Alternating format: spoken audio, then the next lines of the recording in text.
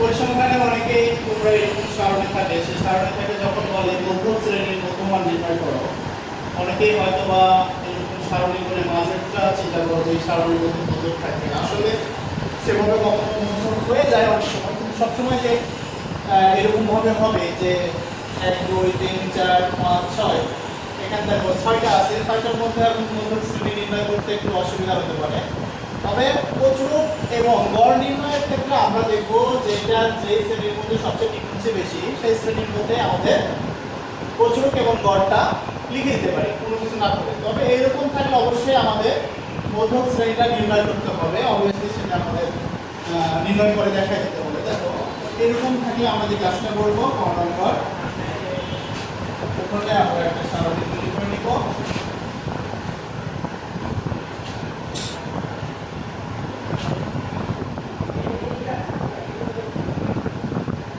কয়টা লাগবে? 1 2 3 4 5 6 7।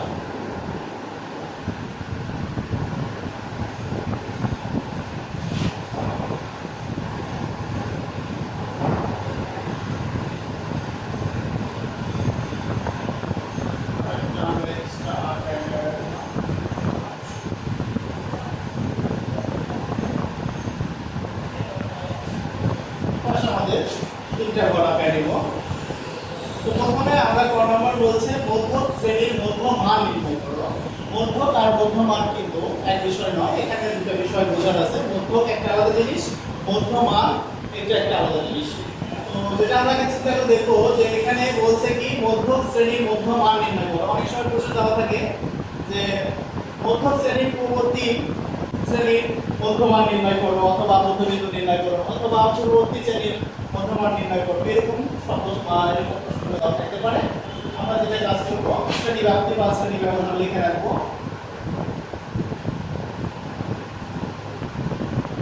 এটা আমাদের গণসংখ্যা বা ঘটন সংখ্যা, ঘটন সংখ্যা দেন মধ্যে এবং এখানে আমাদের যেটা লাগবে সেটা হচ্ছে ক্রমযুক্ত গণসংখ্যা।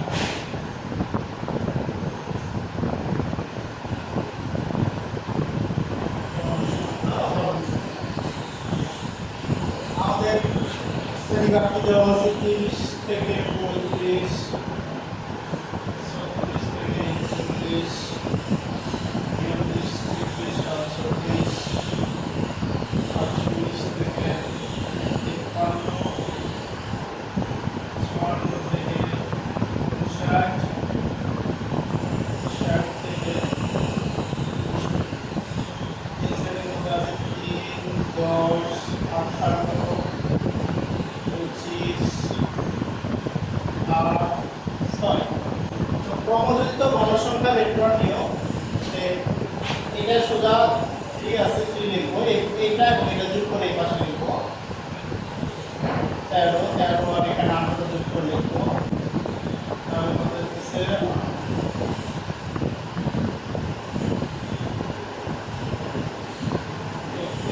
31 আর 25 আমরা যোগ করে লিখবো, সাধারণ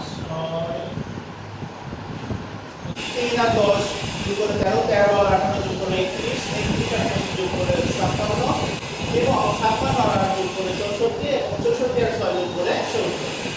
এরপর আমরা কোনো কিছু চিন্তা করবো না, এখানে জোড় সংখ্যা আছে না বিজোড় সংখ্যা আছে এটা দেখার দরকার নাই, শুধু আমরা এটা লিখবো n ডিভাইডেড 2। তার মানে এখানে n এর মান আমাদের আসছে 70, তার মানে 70/2 ভাগ করলে আমরা পাবো 35। অর্থাৎ এই 35তম পদের মান রয়েছে কোন শ্রেণী ব্যবধানে বা কোন শ্রেণী ব্যবধানের মধ্যে রয়েছে। আমরা এই গণসংখ্যার মধ্যে কিন্তু আমরা 35তম পদ পাবো না। এখানে 3তম পদ পদটা আছে, এখানে 13তম আছে, এই পাশে আছে দেখো 31তম পদ। তার মানে এই ঘরের মধ্যে না, এখানে আছে কত 56তম, মানে 31 এর পর থেকে 56তম পদের মান পর্যন্ত এই ঘরের মধ্যে আছে। তার মানে আমরা বুঝতে পারতেছি যে এই ঘরের মধ্যে আমাদের 35তম পদের মান পাওয়া যাবে। তার মানে লিখবো যে 35তম পদের মান রয়েছে, তাহলে আমরা এই শ্রেণীটা লিখে দেব। এখানে দেখো কত 48 থেকে 53 এই শ্রেণীতে।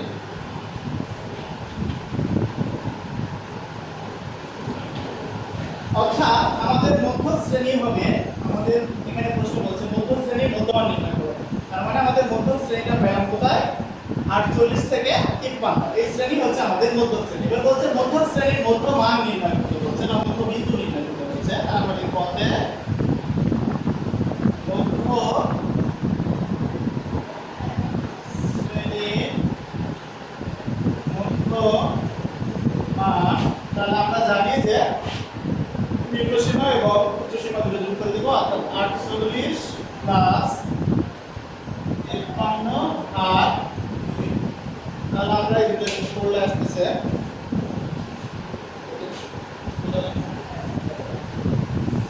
তাহলে দেখো আমাদের মধ্যম শ্রেণীর মধ্যমান আমরা পেলাম 48 প্লাস 53 ভাগ 2, অর্থাৎ 101 কে 2 দ্বারা ভাগ করলে আমরা 50.5 পাই। এটা আমাদের 4 নম্বরের অ্যানসার হয়ে গেছে।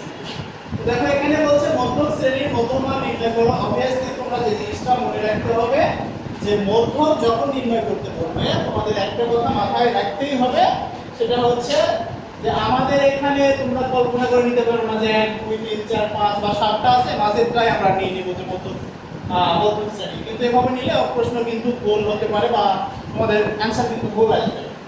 আর আমাদের অবভিয়াসলি যেটা কাজ করতে হবে সেটা যে উত্তরটা আমাদের দেখতে হবে এই এল ডিভাইডেড কোনতম পদ করে দেখব যে এই মানটা কোন শ্রেণীর মধ্যে আছে এবং সেই শ্রেণীটাই হবে আমাদের মধ্যম শ্রেণী। ওকে, এবার আমরা যেটা কাজ করব, এবার দেখো তোমরা সারণী থেকে বলছে সংক্ষিপ্ত পদ্ধতিতে গড় নির্ণয় করতে বলছে। তো সংক্ষিপ্ত পদ্ধতিতে আমরা গড় নির্ণয় করব। আসলে এটা একজন একজন করে করে, তবে আমার কাছে এই নিয়মটা বেশি ভালো লাগে। তোমাদের কাছে কেমন লাগবে জানি না। দেখো মূলত আমাদের এখানে এই নিয়মটা করলে হয় কি যে আমাদের খুব কম সময়ের মধ্যে আমাদের খুব বড় ধরনের কোনো ক্যালকুলেশন করতে হয় না, ছোটখাটো ক্যালকুলেশন এটা আমরা মুখে মুখেও করে নিতে পারি। আর যখন আমরা সামেশন এফএক্স ডিভাইডেড একে যখন করতে যাব তখন এটা অনেক বড় হয়, মানগুলো অনেক বড় আসে, সমষ্টির মানগুলো অনেক বড় আসে। আমরা সংক্ষিপ্ত পদ্ধতি এই পদ্ধতি অবলম্বন করব যেখানে আমাদের সময়টা অনেক কম লাগবে। তো আমাদের প্রথম যে কাজটা দেখো কি কি লাগবে, আমাদের শ্রেণীকাঠি বা শ্রেণী ব্যবধান, গণসংখ্যা অথবা গঠন সংখ্যা, মধ্যবিন্দু, আর এটাকে ডি কে বলা হচ্ছে ধাপ বিচ্যুতি বা বিচ্যুতির সংখ্যা। বিচ্যুতি সংখ্যা বের করার নিয়ম আমরা রেখে দিয়েছি x - a। এ হচ্ছে তোমাদের কাছে নতুন লাগতে পারে, এ হচ্ছে কল্পিত গড় বা কল্পনা করে বা ধরে নেওয়া গড়, ডিভাইডেড h, আর এখানে আমরা কি বের করছি ft, f আর d এর মান গুণ করে দিলে এই পাশে আমরা f এর মান পাবো। তো আমরা দেখবো এবার মধ্যবিন্দুগুলো আমরা বের করে নিব। তো মধ্যবিন্দু এই দুটো যোগ করে দিব, এই দুটো যোগ করে দিলে আমাদের কত আসছে দেখো।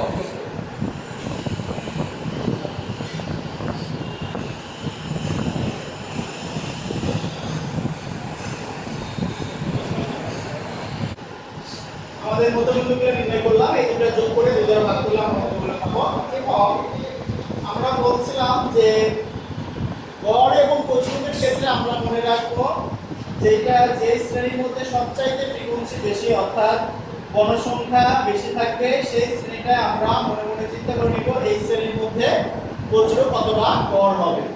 তো এই পরিকৃত গড় মানে এ হচ্ছে এটার মান, অর্থাৎ যে শ্রেণীর মধ্যে সবচাইতে বেশি ফ্রিকোয়েন্সি থাকবে সেই শ্রেণীর মধ্যবিন্দু হবে হচ্ছে এর মান। তো আমরা এটা হিসাব করার কোনো প্রয়োজন নাই, 0 উপরে গেলে -1 -2 -3 প্লাস 1 প্লাস 2। তোমরা চাইলে হিসাব করে দেখতে পারো যে এখানে 32.5 মাইনাস এর মান হচ্ছে 50.5 আর হচ্ছে 6। দেখবা যে এখানে আমাদের এইগুলো মানই আসবে -3 -2 -1 আসবে এবং নিচে গেলে আমরা প্লাসের মান পাবো। তো এখানে তোমাদের হিসাব করার কোনো দরকার নেই, উপরে গেলে -1 -2 -3 দিবা, নিচে গেলে +1 +2 +3 দিবা।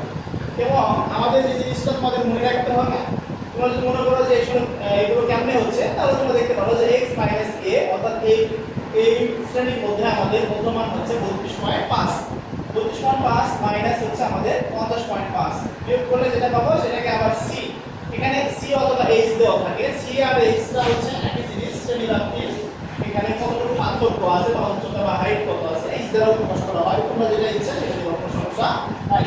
আমরা f d এর বের করব, f আর d গুণ অবস্থা আছে, তাহলে এই 3 আর 3 গুণ করলে -9, 2 আর 10 গুণ করলে -20 এবং এটা 18, এটা 0 আর 25 গুণ 0 8 12। এবার আমরা যে কাজটা বের করব সেটা হচ্ছে সামেশন এভরি মানটা আমরা বের করি। আমাদের এদিকে ক্লাসের হচ্ছে পাওয়া যাচ্ছে কত, ক্লাসের 20 আর মাইনাসের 20 এর মধ্যে গেল কেটে গেল, তাহলে আমাদের কি থাকতেছে 18 আর 9। তাহলে 18 আর 9 যোগ করলে আমাদের আসছে 18 9 17 7 আর থাকে 1 1 এর 2 মাইনাস 27 আসছে আমাদের। এটা হচ্ছে মাইনাস 27, অর্থাৎ সামেশন এফবির মান আমরা ক্যালকুলেট করে পাচ্ছি মাইনাস 27। এবার আমরা কি বের করতে বলছে, সংক্ষিপ্ত বলতে গড় নির্ণয় করতে বলছে। আমরা ডিরেক্ট একবারে গড় নির্ণয় করলাম। গড় আমরা x দ্বারা প্রকাশ করতে পারি a plus summation fb divided n গুণন h অথবা c, যেটা দিবা সেটাই হবে। আমাদের a হচ্ছে কল্পনার করা গড়, বা আমরা ধরে নিয়েছি যে আমরা করে নিয়েছি যে এই বিন্দুটা হবে গড় শ্রেণী বা এটা মধ্যবিন্দু হবে কল্পিত গড়।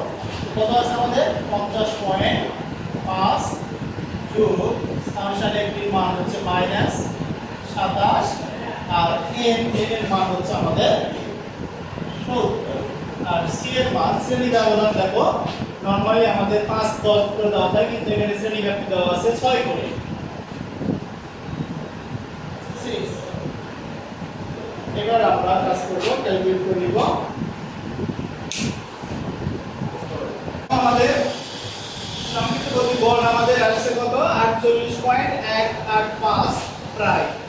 তো আমরা দেখব যে আসলে এই ঘরের মধ্যে আমাদের গড়টা রয়েছে এবং এই ঘরের মধ্যে আমাদের প্রচুর রয়েছে, এই ঘরের মধ্যে আমরা মধ্যক পাবো।